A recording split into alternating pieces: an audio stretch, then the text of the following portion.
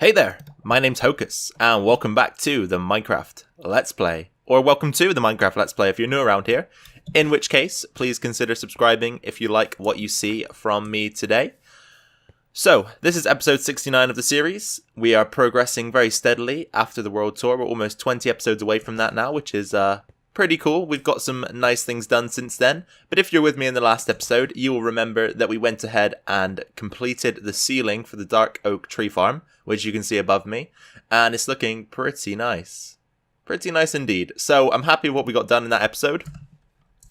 And, of course, aside from that, we didn't really progress onto anything else, but that isn't too much of an issue. And today, I think we're going to be straying away from the tree farm to do something else. And that something else possibly is going to be starting to set up our villager trading area. So I really want to do something with this area. We've got this huge square, which is, in my opinion, just asking for us to do something with it. I mean, look at it. It's perfect. It's got the villager cell right here. We've got the entrance to our smelting room here. This could just be the perfect area to create something in that can join up just a couple of things that we've got going on in the base. So I think we're going to start by creating sort of a border. So I'm just going to run some stone brick around the edge here, like so, probably, just so that we can match it up with the cell here. And we'll take that all the way around from this point to this point to this point, back to this point, and we'll have a square of stone brick. And then from that point, we'll work downwards, and hopefully we can create something that is worth having in the base. Firstly, what on earth? Secondly, change of plan. So originally, the square that we had going on here, I was going to dig downwards and sort of have a multi-tiered room where we would store the villagers and trade with them and all that good stuff. However, it would have been very difficult to A, get the villagers where we need them to be, and B, fit it all into such a small space. So what I've decided to do instead is I've changed things up. So if I get some stone here, we can actually fill in a few gaps, because some of this obviously needs to be returned to where it came from.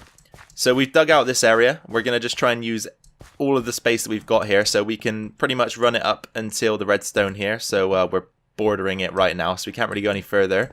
Right here, of course, we need to stop as well, because we have the mechanism for our smeltery, so we'll probably stop somewhere around here. However, we can push this thing back a little bit in this direction, and this is towards the slime farm, for those of you guys who don't know. Just down here, there where you can see the stone brick is where our slime farm is. So we can actually bring it this way ever so slightly. So I'm going to tear out a few blocks here and extend the farm. It's going to be an odd shape. It's not going to be square like our usual rooms, but I figured that if we have we've got 1, 2, 3, 4 blocks on this side of the cell and 4 blocks on this side of the cell, so at least we can center the villager cell right in the middle of the farm, which is kind of like a design feature when you think about it. And then we can just extend the farm in any direction that we want to go, really. I don't know why I'm calling it a farm, actually. It's not a farm, is it? It's actually a trading hall. But I think that we're going to take it sort of in an L shape. So we'll push the trading hall back that way. And it will end somewhere around here for this portion. But then at a certain point, as I said, it will continue in that direction so that there are a few more villagers that we can trade with. But of course, I haven't mapped any of this out in my head just about yet, so I'm going to do a bit of digging, do a bit of calculation. I'm also going to probably take a look at Impulse's videos, because I like how he has formatted his trading hall in the Hermitcraft series, so I'll go over there and take a look at that as well to get a bit of inspiration. And once I've got probably the room shape up and running, I'll give you guys a little look at what we've got going on. I've got the general layout of the room organized, as you can see. So coming down here, which is where our steps are going to be that can take us from, I guess this is kind of like an interchange really in the base now, because you can go multiple ways from it. You can go down towards the villager trading hall, you can go towards the smeltery, or you can go back towards the main ravine. So coming out of this interchange here, you can take some stairs down into the villager trading hall. And then each torch is a compartment that a villager is going to be sitting in. So let's just quickly count up how many we are going to have here. We've got 1, 2, 3, 4, 5, 6, 7, 8, 9, 10, 11, 12, and 13. And of course, if we want to expand this, we can push it back in that direction ever so slightly, I believe. So we should be able to, wow, ever so slightly. When I say that, I mean we can go quite far. We can go quite far. So if we ever need any more spaces, then we shouldn't hesitate to take this any further than it is. So moving on from here, of course, we need to come up with a villager trading spot design where each villager will be held in place and, of course, forced to trade with us. And then we can start implementing that design in. We need to come up with a way to, well, we don't need to, but I like Impulse's design where he has the hopper in the middle there, which dispenses items into a chest just in case you drop anything. I quite like that, so we'll probably do that as well, just so that if we throw anything into the villager cell, it comes straight back out to us. And also, we just need to get these guys from where they are now, and this dude, I have no idea what he's doing. We need to get them down and into the cells. So I think we'll get to work first on designing the room, and then we'll worry about moving the villagers around. So this is the first rendition of cell design I've came up with for the villager. So of course we've got the hopper in there, and that will dispense items that we accidentally drop back into this chest for us so that we can easily pick them up. There we go. So this is obviously following the theme that majority of the base has sort of revolved around. We could try and change things up here, but it's going to be very difficult for a couple of reasons, because of course we have this build right here which follows the regular theme, and it's going to be very close to the villager trading hall for one. Another case for not changing up the design is that we have this cell right here which is going to be sticking out into the room, and of course that has the that has similar aesthetics to the rest of the base as well, of course, with the stone brick, the iron bars, and you can also see into the room and notice that a lot of the same excuse me, themes that we've used around the base have been used inside of there. So maybe it's best for this build just to stick to good old wood, good old stone bricks, that sort of stuff. I'm not against it in any way. It's just that we've been using these design features a lot across the base, and I don't know if you guys wanted to see something different, that was all. But I think for now it'll work. We could also go ahead and what am I trying to say? We could go ahead and strip the wood to make it stripped dark oak. That might be something that we could consider when we set up our next one. So we could just get one set up here and have a look at it, I guess. So we just bring up 3 dark oak like that. Then you go ahead and lay some slabs across the top. And then you want to take this block out, puncture hole down there. I think below here we go again with slabs, just in case you do ever get a look down there. And then you want to bring the wood down there. Then we need a chest, which we can craft just over here, like so. So 1, 2, chest like that. Then you want to pop the chest down there. I don't think we have a hopper either, do we? No, that's something else we could quickly go back and create then in the small storage area, just so that I can do a demonstration for you guys. Set up one that is stripped next to one that isn't stripped. We might be able to come to a decision then. So 1, 2, 3, 4, 5. There we go. Create ourselves a chest like that, and then hopper like that. So back over to the trading hall. This again is going to be something that takes a lot of iron out of our stocks, so we've got to be a little bit careful here. But hopefully we should be fine. So then we'll place the hopper in like that, and then on the backs and the sides you just want to use a combination of stone bricks here, so we can just go like that, and then finally to top things off you just throw in the iron bars like so to stop the villager from getting out. But of course we do want to see what it looks like when it's stripped, so let's strip all of those there. Here, let's do that one as well. Yeah, I think I like the stripped wood actually. I think that'll work better. I do want to try and throw some lighting in here as well, so whether that be sea lanterns, probably sea lanterns because they're slightly cheaper. We might go and grab some right now actually just to see what that looks like. I think that'll be a good idea. It'll help light the room up and also just be an extra bit of depth to the design. So if we grab ourselves our sea lanterns here, take them back up to the villager trading hall, we'll throw a couple in, probably either on the central block at the back or the bottom block at the back. We'll make a decision on that right now. So either here, I think will be good, or down there. It's got to be that one, hasn't it? It just looks a lot better when it's centralized. So where did that block go? Here we go. It's a mossy cobblestone. Put that back there. Take that out. Put the lantern in. And our blocks should be over here somewhere. There we go. So that's how the cells are going to look. Is it strange? Does it look kind of strange? Oh dear. I don't know. Maybe we will have to go with redstone lamps for this. I kind of feel like they don't fit the theme very well, the sea lanterns. I don't know. We'll go ahead and set all of these up with the sea lanterns and take a look at what it looks like when they're all in place, because maybe once everything is consistent, it will look a little bit better. And if not, then I guess we can go about changing them to redstone lamps. So I've been having a little bit of a think and a little bit of a play around with a few different blocks here. And I kind of get a better vibe from the sea lanterns when I don't strip the wood. So I came up with this one first of all just to test it.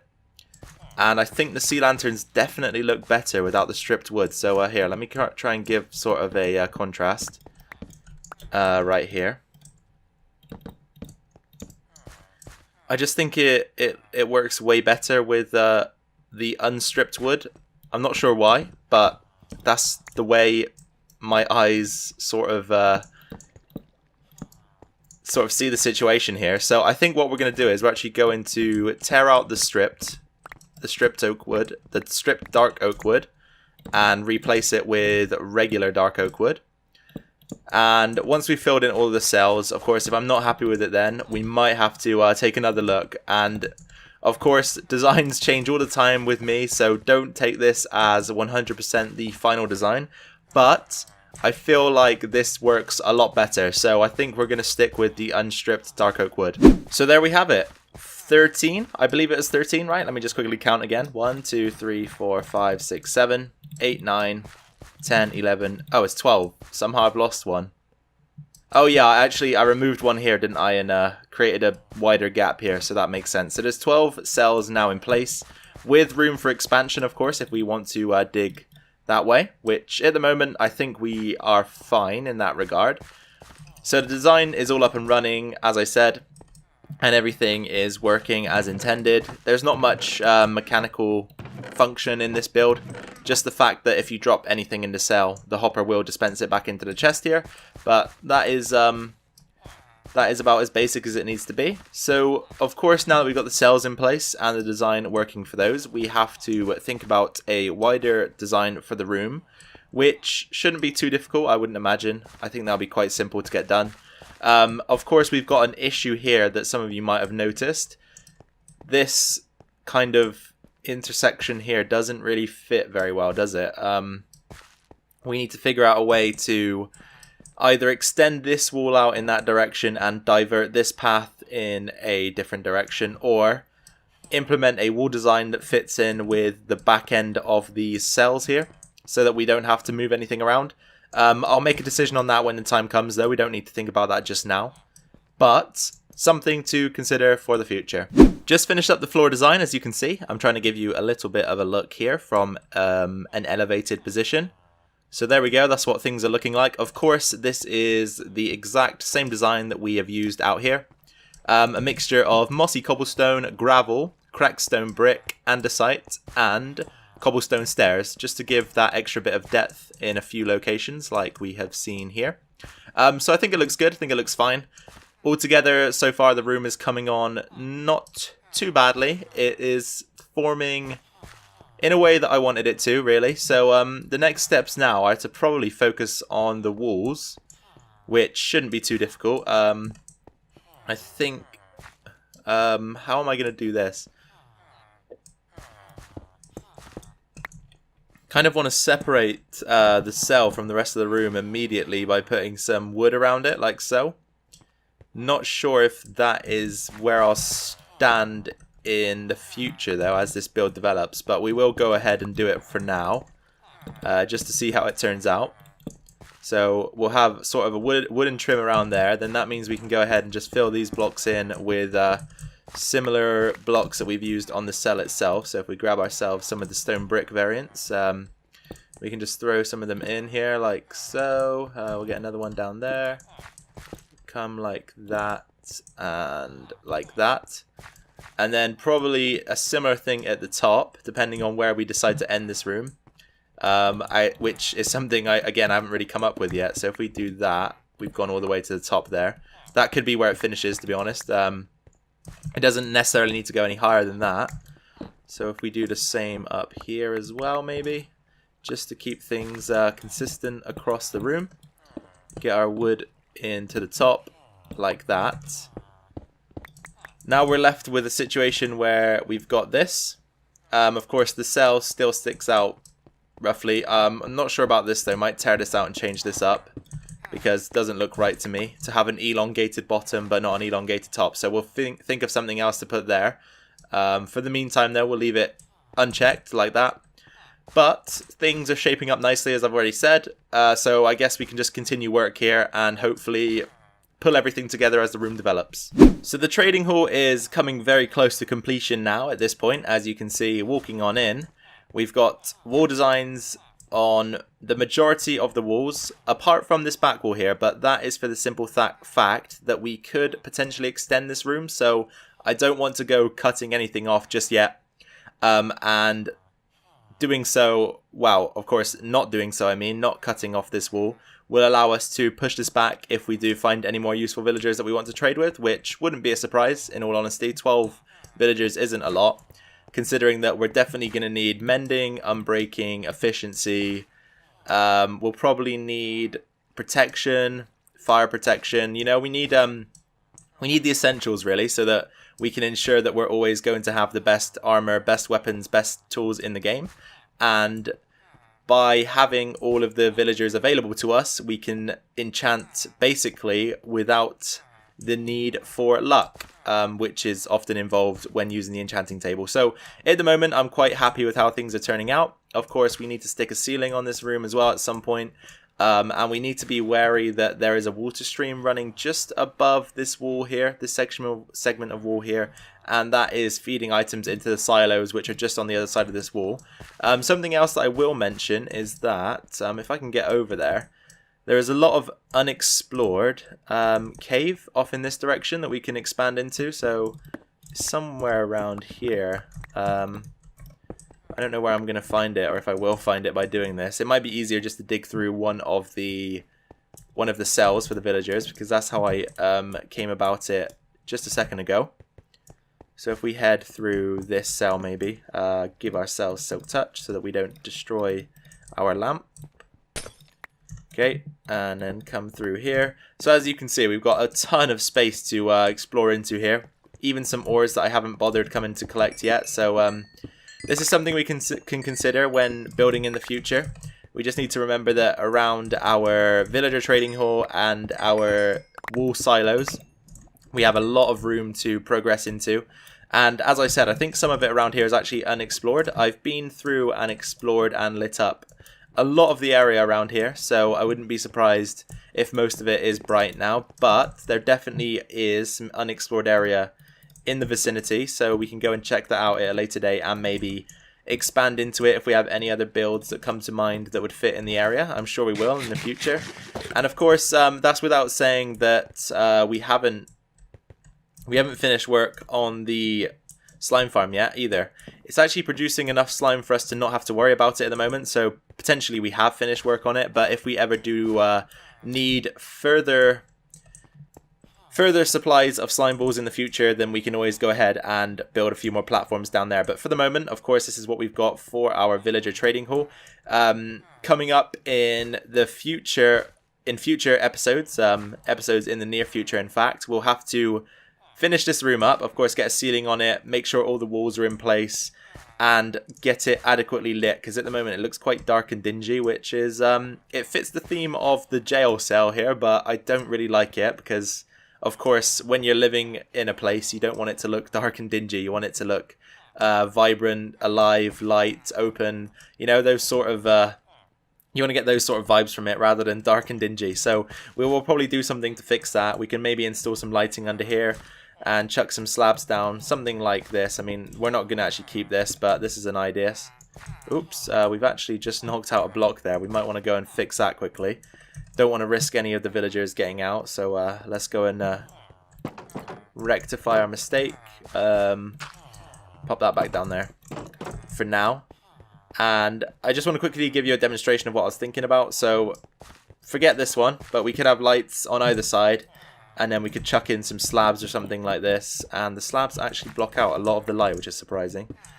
Okay, so maybe we'll have to rethink that. But as I said, this isn't set in stone. This is just an idea that I had to light up this area here, because it does look kind of dark, so it'd be nice to get a bit more lighting in there. And I just heard a zombie somewhere. Not sure where, but we might find him in a second and kill him. Anyway, yeah, so as I was saying, there's still progress to be made on this room, but it's coming together nicely. Alright, you guys, so that is where we are going to leave things for today's video. I really do hope you enjoyed what you saw, and that we finally got around to putting something together for the villager trading hall. It's not as what am I trying to say here? It's not as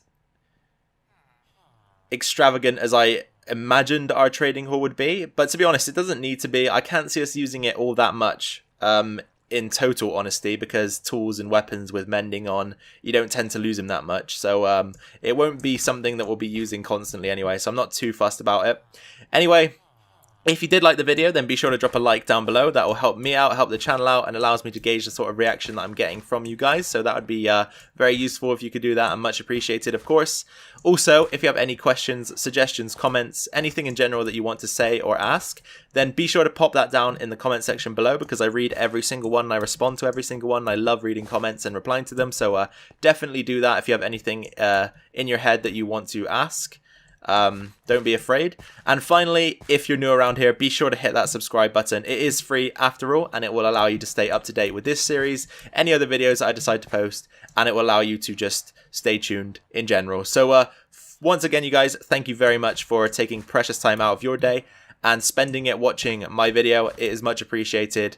I really do thank all of you for doing what you do and supporting the channel. Make sure to look after yourselves. Make sure to look after your families, and of course, I will see you in the next video. Bye from now.